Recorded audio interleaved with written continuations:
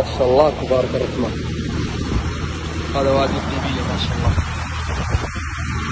قاطع الطريق من هنا على طريق ترك الديجان. ما شاء الله تبارك الرحمن. ما شاء الله. اللهم صل على